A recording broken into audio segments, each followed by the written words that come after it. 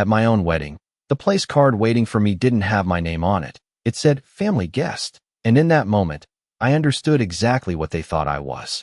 I didn't react. I didn't ask questions. I simply stood there for a second longer than necessary.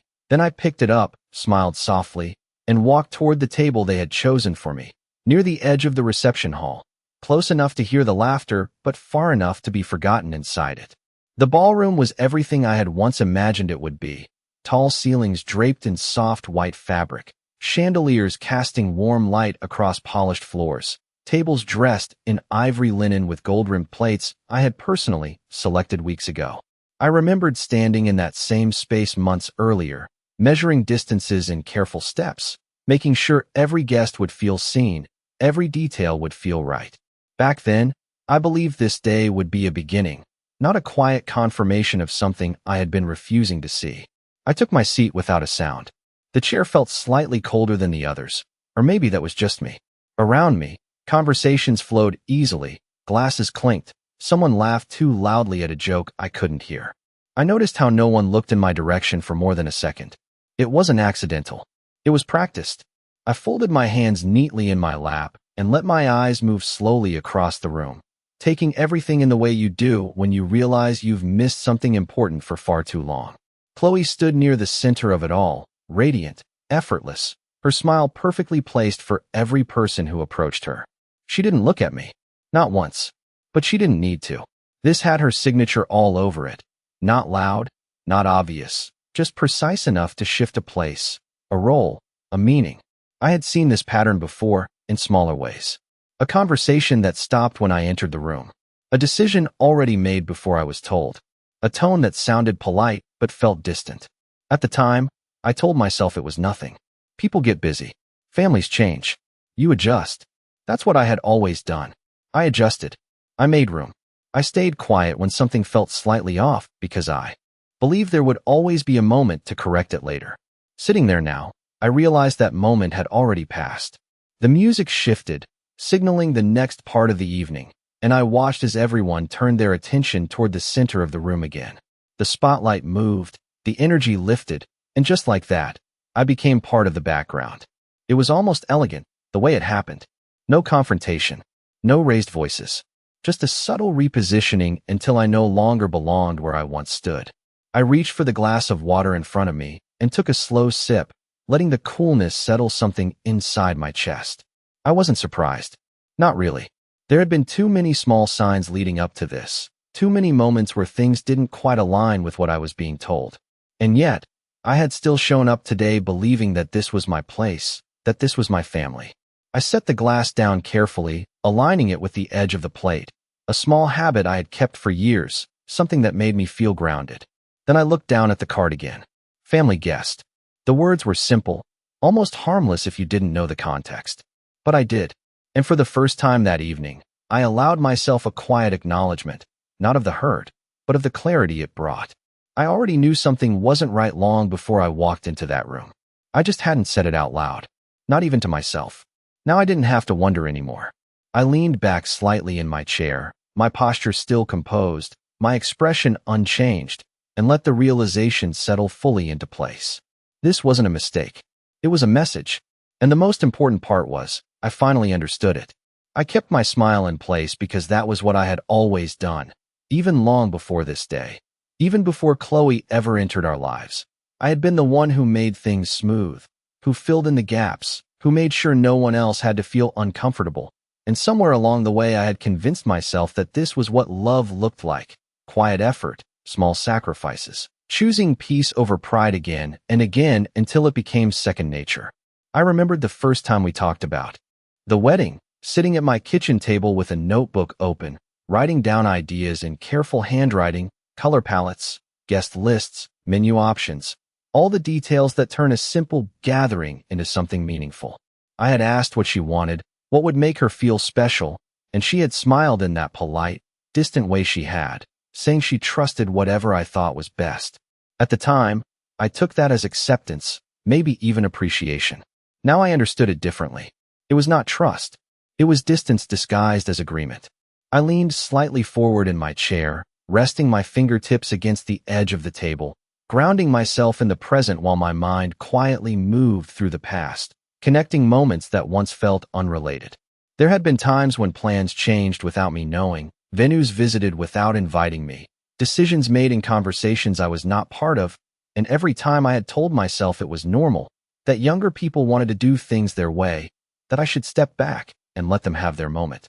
I had stepped back so many times that I did not notice when I was no longer part of the picture at all.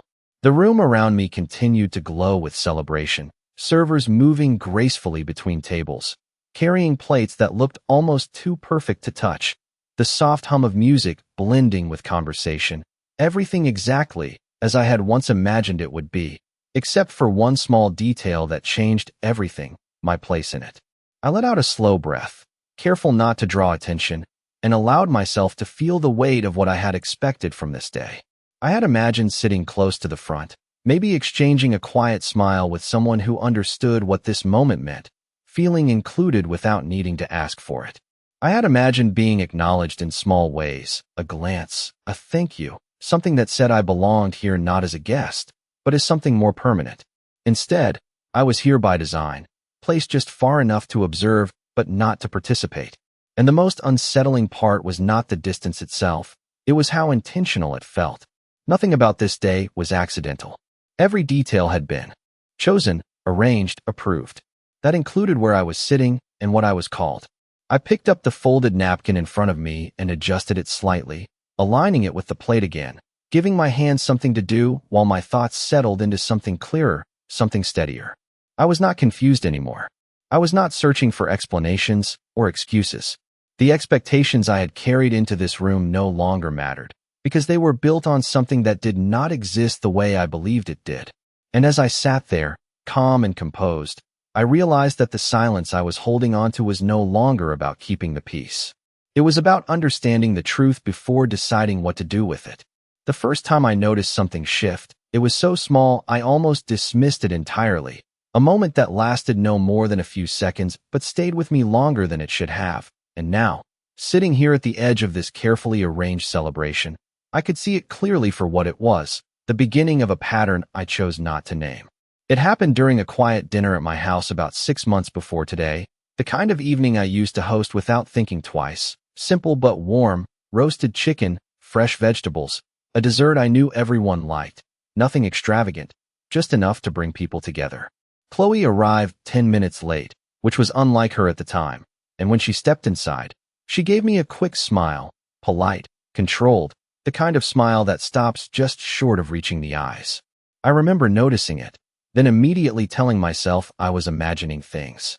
We sat down, and the conversation moved easily at first, light topics, shared memories, small laughter that filled the room in a comfortable way. But then, at some point, something changed. It was subtle, a glance exchanged across the table, a pause before answering a question that should have been simple. I asked about the wedding plans, just casually, wanting to be involved without overstepping, and Chloe responded with a brief update that felt rehearsed, like she had already said those exact words before, just not to me. She mentioned a venue I had never heard of, a place that had clearly already been chosen, and when I asked a follow-up question, she redirected the conversation smoothly, almost effortlessly, as if the details were not meant for me. I remember the quiet that followed, not uncomfortable enough to draw attention, but noticeable if you were paying attention, and I was. I always had been.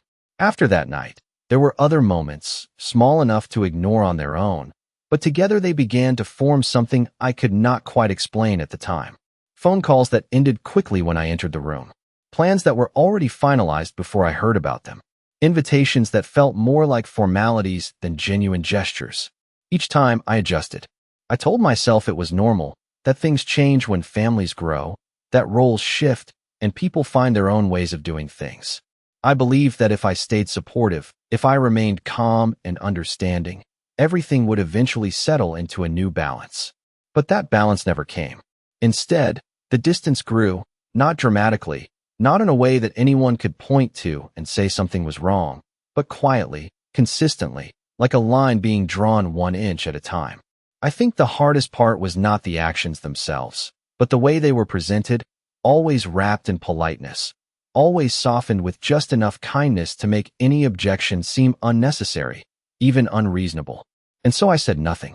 I continued showing up, continued offering help, continued believing that my place was still secure, even as the signs around me suggested otherwise.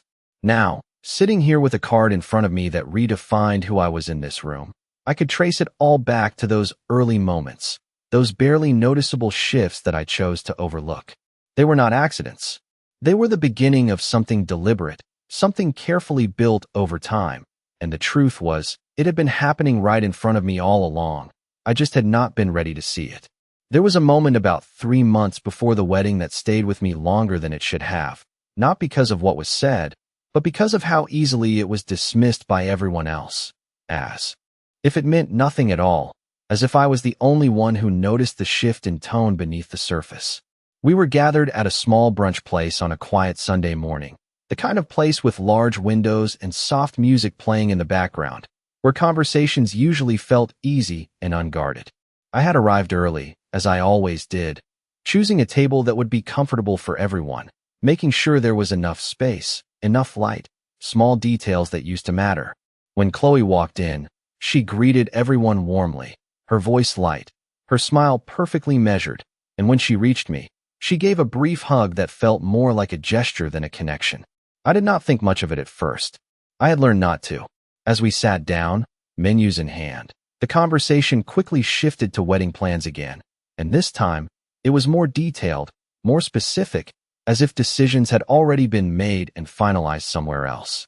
Chloe spoke about the seating arrangements, about how she wanted the room to feel balanced, how certain people needed to be placed in certain areas to maintain a particular atmosphere.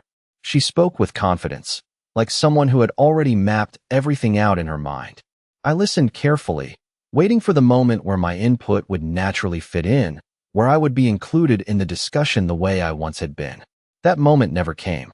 Instead, she began assigning general categories: close friends near the front, extended family toward the back, colleagues along the sides, all explained in a calm, reasonable tone that made it sound practical rather than personal. At one point, someone asked where I would be sitting, a simple question, almost casual, but it shifted the air at the table in a way that was impossible to ignore if you were paying attention. Chloe paused for just a fraction of a second, then smiled, and said it would all depend on final adjustments, that everything was still flexible, that they wanted everyone to feel comfortable.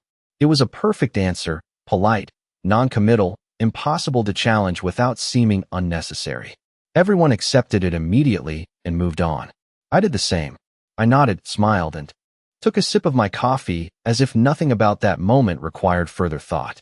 But something in me had registered it, quietly, without urgency, just a small note filed away in the back of my mind. It was not what she said, it was what she avoided saying. And that pattern repeated itself in other ways. Invitations to planning meetings that arrived late or not at all. Updates shared after decisions were already locked in. Conversations that felt complete without ever including me. Each time, there was a reason, always reasonable, always easy to accept if you did not look too closely. And I chose not to look too closely. I told myself that stepping back was the right thing to do, that giving space was a form of support, that not insisting on being included was a sign of respect. I believed that my place did not need to be confirmed because it was already understood. Sitting here now, with the soft noise of the reception continuing around me, I realized how carefully those moments had been constructed, how consistently they guided me into the background without ever making it obvious. It was never direct. It was never loud. It was always just enough to shift my position without forcing me to acknowledge it. And that was why it worked. Because I allowed it to. Because I chose comfort over clarity again and again, until the result was sitting right in front of me, written clearly on a small card that said everything no one had ever said out loud. I used to believe that days like this carried a kind of built-in honesty, that no matter how complicated things had been before, a wedding would reveal what truly mattered, that people would show up not just physically, but emotionally, that roles would naturally fall into place without needing to be explained. I believed that because I had seen it before, in other families, in other moments, where even the smallest gesture held meaning, where presence itself was a form of acknowledgement. I thought this day would be like that. I thought that no matter how distant things had felt in recent months, this would be the moment everything aligned again. I remembered waking up early that morning, long before the sun fully rose. The house quiet in a way that felt almost sacred, standing in the kitchen with a cup of coffee in my hands, looking out the window, and letting myself feel a quiet sense of anticipation. It was not excitement in a loud or overwhelming way, but something steadier, something deeper, the kind of feeling that comes from believing you are about to witness something meaningful unfold. I had chosen my outfit carefully, something simple but elegant, nothing that would draw attention, just enough to feel appropriate for the day. I had checked every detail twice, not because anyone asked me to, but because that was who I had always been, someone who made sure things were right even when no one was watching.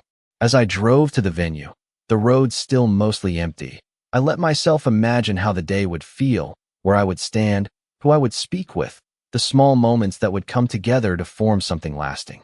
I imagined being part of it, not in a central or demanding way, but in a quiet, steady presence that did not need to be announced. That was enough for me. It always had been. But sitting here now, with the music rising and falling around me, I could see how different the reality was from what I had imagined. The contrast was not dramatic in a way that would draw attention from others. It was not something that could be pointed to and immediately understood, but it was undeniable once you felt it. The distance between expectation and reality was not measured in physical space, even though I was seated far from where I once thought I would be. It was measured in something quieter, something harder to explain, a sense of being present without being included, of watching something unfold that you once believed you were part of.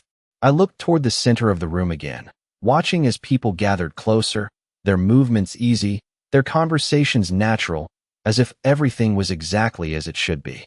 And maybe for them, it was. Maybe nothing about this day felt unusual from where they stood. That was part of what made it so effective. There was no disruption, no visible tension, nothing that required explanation. Everything appeared seamless.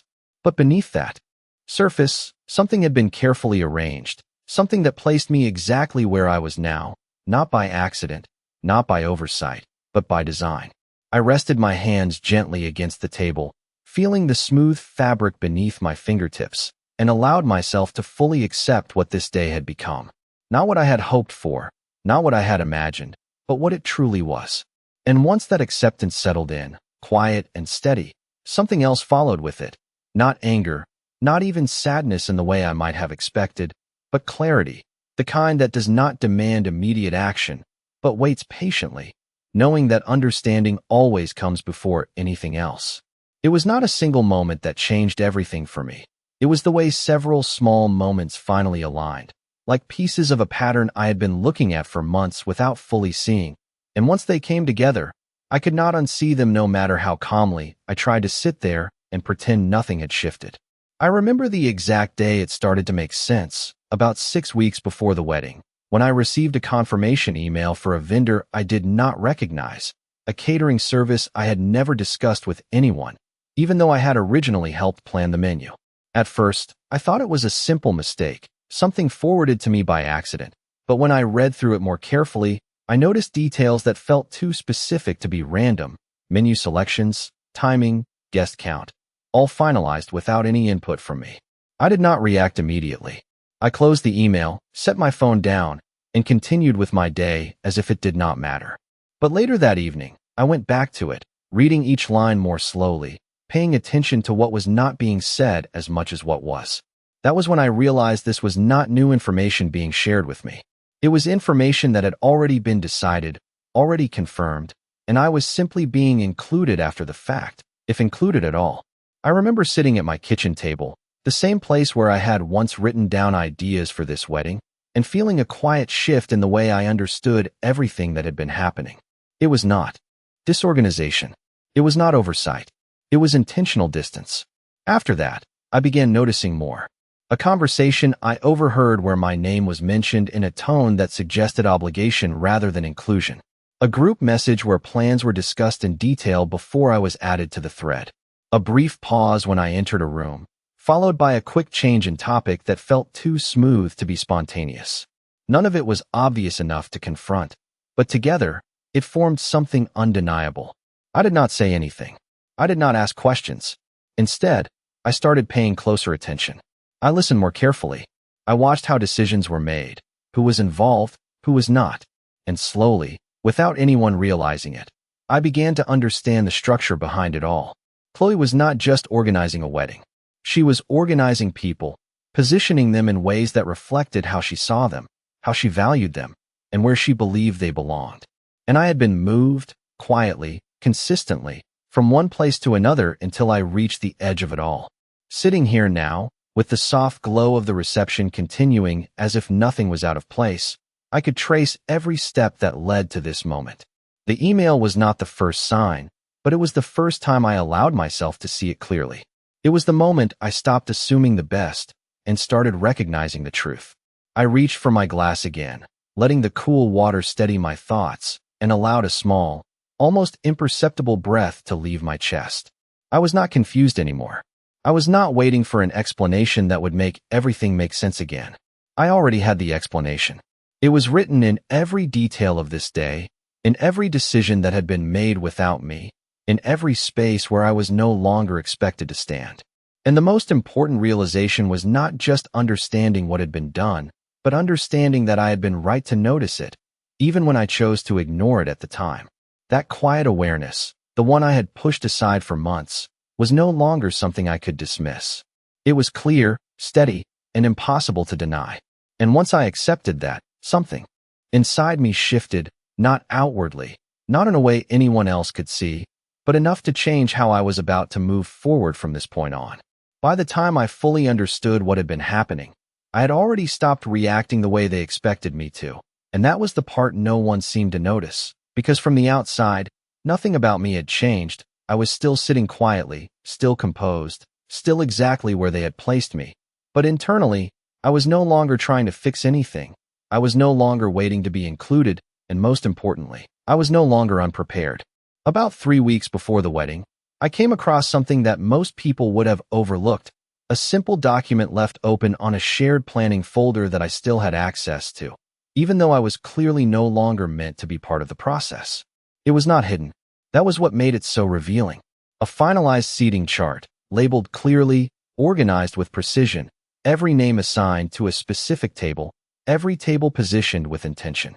I remember scrolling through it slowly, not rushing, not reacting, just observing, the way I had trained myself to do over time. And there it was, my name, placed exactly where I was now sitting, at the edge of the room, categorized not as immediate family, not even as close connection, but under a general grouping that could easily be overlooked. It was not a last-minute change. It was not an adjustment. It had been decided well in advance. I closed the file and sat back in my chair, letting the realization settle in fully, not as a shock, but as confirmation. Everything I had been noticing, every small shift, every quiet exclusion, it was all part of a consistent pattern, something carefully planned rather than spontaneously formed. And in that moment, something in me became very still, not in a defeated way, but in a focused way, like everything unnecessary had been stripped away, leaving only what mattered. I did not confront anyone. I did not mention what I had seen. Instead, I began preparing in my own way, quietly, deliberately, without drawing attention. I reviewed messages, timelines, decisions, not to create conflict, but to understand the full picture, to make sure that what I knew was complete and not based on assumption. And the more I looked, the clearer it became. This was not about a single moment or a single choice. It was about positioning, about control, about defining roles without discussion. And I had been assigned mine long before today. Sitting here now, I let my gaze move across the room again, watching the way everything unfolded exactly as planned, every person where they were meant to be, every interaction flowing in a way that felt natural to everyone else. Chloe moved through the space with ease, greeting guests, adjusting small details, maintaining the image she had carefully built. She looked confident, composed, exactly as she had intended to be. And I realized then that she believed this was complete, that everything was already set, that there was nothing left to shift. That was where she was wrong. I reached down slowly and adjusted the small envelope resting in my bag, a simple motion that no one around me would notice, and allowed a quiet sense of certainty to settle in. I had not come here unprepared. I had not walked into this day hoping for things to change on their own. I had come here understanding exactly what this was, and more importantly, understanding what I was going to do about it. The difference was, unlike everything that had been done to me, I did not need to make it obvious. I did not need to interrupt anything or draw attention to myself. I only needed the right moment. And as I sat there, calm and still, I knew that moment was coming, and when it did, it would not require noise or confrontation. It would only require truth, placed exactly where it needed to be. The moment arrived in a way that almost felt too natural, as if it had always been part of the plan, just not the one Chloe thought she had designed.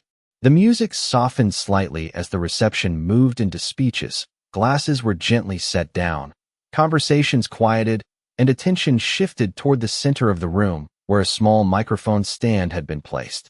I watched as a few people stood one by one, offering words that sounded warm, practiced, expected, each speech flowing into the next without interruption, each one reinforcing the image of a perfect, carefully orchestrated day.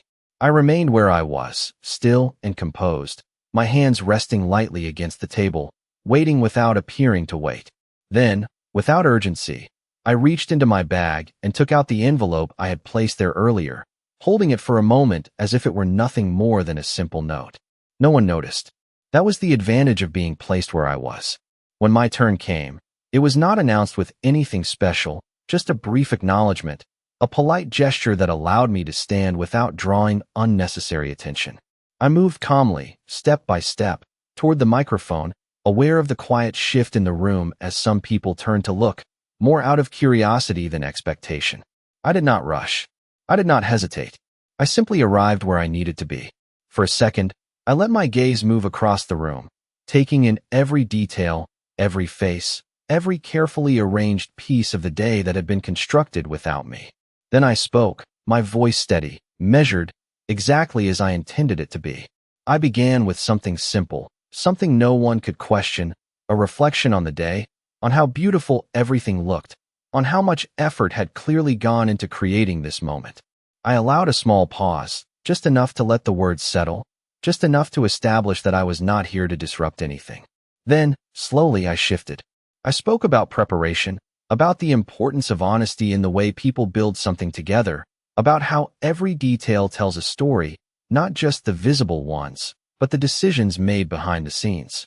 I reached into the envelope and carefully unfolded the document inside, holding it in a way that remained calm, almost casual. From where I stood, I could see Chloe now, her expression still composed, but her attention sharper, more focused. She understood that something was different, even if she did not yet know what it was. I continued speaking, not accusing, not raising my voice, simply describing what it means to be included and what it feels like to be quietly moved aside. I mentioned how planning can reveal more than intention, how it can show placement, priority, and perspective. Then, without changing my tone, I referred to the finalized seating chart, not in a confrontational way, but as an example, as something that had been thoughtfully arranged long before today. I did not need to explain it in detail. I did not need to point to specific names. The meaning was already there for anyone willing to understand it. The room remained quiet, not tense, not chaotic, just still in a way that suggested something had shifted beneath the surface. I folded the paper again carefully and placed it back into the envelope, my movements unhurried, controlled. Then I finished with a simple statement, one that did not demand agreement or reaction, only acknowledgement. That every role people assign to others says more about them than it ever does about the person receiving it. I stepped away from the microphone as calmly as I had approached it, returning the space to exactly what it had been before, at least on the surface. No raised voices followed. No dramatic interruption broke the moment. But something had changed. Not loudly, not visibly, just enough. And as I walked back toward my table, I knew that the message had landed exactly where it needed to. I did not rush back to my seat after I stepped away from the microphone, and I did not look around to measure anyone's reaction, because I already understood that the kind of impact I intended would not reveal itself in loud ways or immediate responses. It would settle quietly, the same way everything else in this room had been arranged, just beneath the surface where it could not be easily dismissed. I reached my table and paused for a brief second, adjusting the chair slightly before sitting down again. The same composed movement I had carried with me all evening, unchanged, controlled, deliberate. Around me, the room slowly resumed its rhythm. Conversations picked up again, glasses lifted, soft laughter returned. But there was a difference now, subtle but undeniable, a slight hesitation in the way people spoke, a faint awareness that something had shifted even if no one chose to name it out loud. I did not need to hear anything specific to know that the message had reached exactly who it was meant for. I rested my hands lightly on the table, letting my gaze move once more across the room, not searching, not questioning, simply observing. Chloe remained where she was, still composed, still holding her place at the center of everything. But there was a stillness to her now that had not been there before, a kind of pause that suggested she was recalculating, reassessing, understanding that something she believed was fixed had just been quietly reframed. I did not feel satisfaction in a dramatic or overwhelming way. What I felt was steadiness, a calm clarity that had replaced the uncertainty I carried into this day. There was nothing left to prove, nothing left to correct. Everything that needed to be seen had been placed exactly where it belonged. I reached for my glass one last time, taking a slow sip, then set it down carefully, aligning it once again with the edge of the plate, the same small habit that had followed me through every moment of this evening. It felt appropriate that something so simple remained unchanged. After a few more minutes, I stood up quietly, smoothing the fabric of my outfit with a small, practiced motion, not drawing attention, not waiting for acknowledgement. No one stopped me. No one called out my name. And that, more than anything, confirmed what I already knew. I picked up my bag, holding it lightly at my side, and began walking toward the exit at the edge of the room, the same edge where I had been placed when I arrived. The path was clear, unobstructed, almost as if it had always been intended for me to leave this way. As I moved through the space, I passed by tables filled with people who were still engaged in their own conversations, their own versions of the evening, and I realized that not every story in this room needed to include me for mine to be complete. When I reached the doorway, I paused for just a brief moment, not to look back, but to allow the quiet weight of the day to settle into something final, something resolved. Then I stepped outside, into the cooler evening air, the sound of the reception fading behind me with each step forward. I did not feel the need to revisit anything that had happened inside. I did not feel the need to explain myself or wait for someone else to understand. The role they had given me no longer defined where I stood. And as I walked away, steady and certain, I understood that leaving was not an act of retreat. It was an act of clarity, one that did not require permission, acknowledgement, or approval from anyone else. It only required that I recognized my own place and chose it for myself.